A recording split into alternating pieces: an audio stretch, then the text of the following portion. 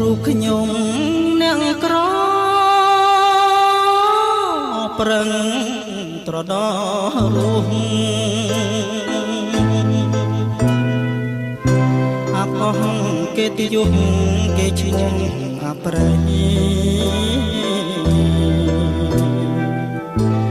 វណ្ណងតូចទៀបគ្មានសិទ្ធិហាស្ដីខំពីចរណាយនាងមានទ្រពជាស្រវាចាប់ផ្កាយថ្លៃជានាងទុំ